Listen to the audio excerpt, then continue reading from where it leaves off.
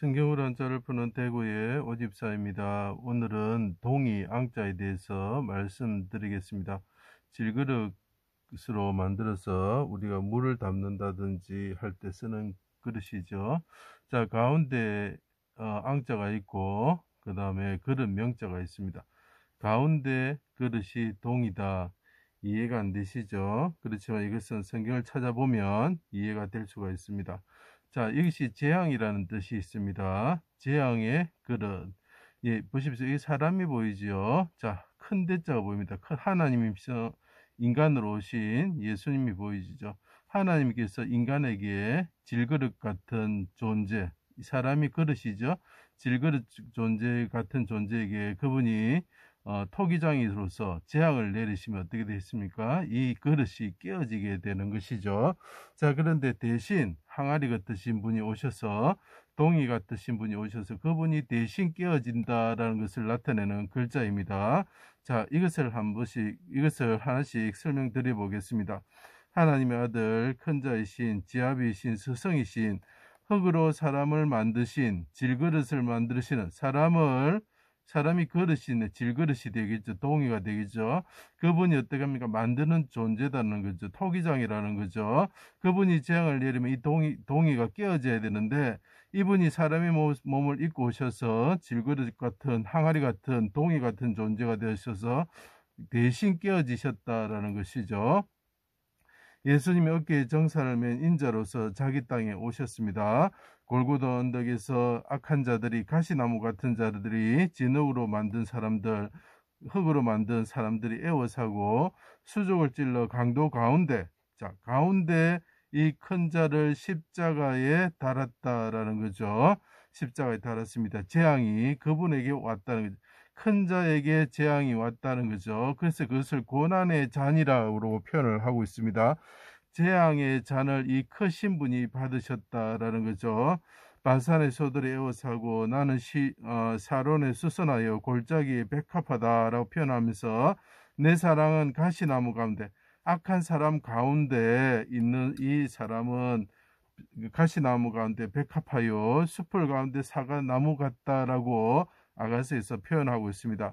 제단 그물 가운데 그물이 있죠. 제단 가운데 그물이 있는데 그 그물 가운데 태워지는 재물처럼 되셨습니다. 대적의 그물에 잡힌 비둘기와 같은 분이 되셨습니다. 여기 그물이 보이죠. 그죠? 3일 만에 성전을 짓는 자여 하나님 아들 이스라엘 왕이면 내려와서 보고 믿게 하라고 조롱하였습니다. 해가 빗서리고 어둠이 온 땅에 임할 때 나의 하나님 어찌하여 날 버리셨습니까? 멀리하지 마옵시고 속히 도와주십시오. 도울 자가 없습니다. 이렇게 이야기하면서 크게 부르짖으셨다는 거죠.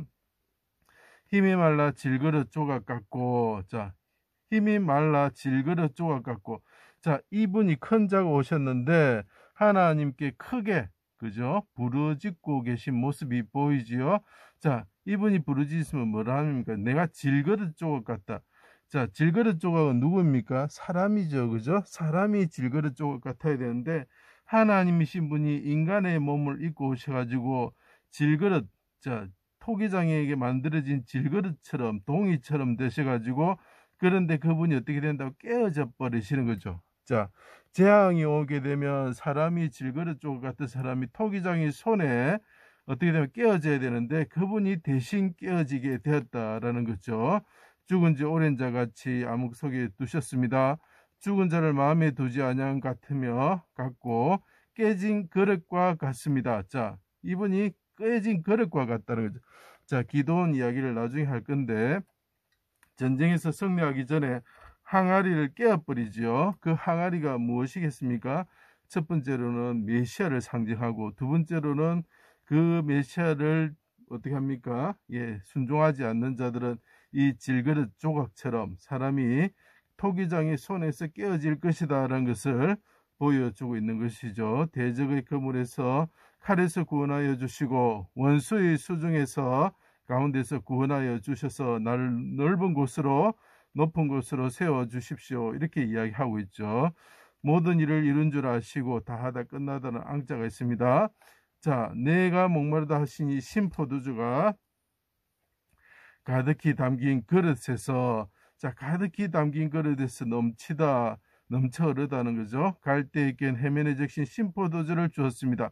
이것은 무엇이냐면은 예수님이 시편 23편에 내 잔이 넘치나이다 하니까 대적들이 넘치는 그릇에 가지고 조롱하는 거죠. 가나의 혼인잔치, 갈대라는 뜻입니다. 혼인잔치에 다른 사람들에게 목마를 때에 술을 주었고 포도주를 주었던 너가 목이 마르구나, 이렇게 이야기하는, 남은 구원하였으되 자기는 구원할 수 없다 조롱하는 도구로 사용하고 있습니다. 그때 예수가 입을 대시고 다 이루었다 하시고 내 영혼 아버지 손에 부탁하나이다 크게 소리치시고 머리를 숙이고 영원히 떠나가셨습니다. 휘장 가운데가 찢어졌다. 자, 휘장 가운데가 찢어졌다. 신포도주가 가득히 담긴 그릇에서 신포도주를 받으셨을 때 휘장 가운데가 찢어졌다. 그 말은 무슨 말이냐면 그 휘장 대신 육체가 돌아가셨다라는 거죠. 자, 그때 살길이, 가운데에 살길이 열리게 되는 것입니다.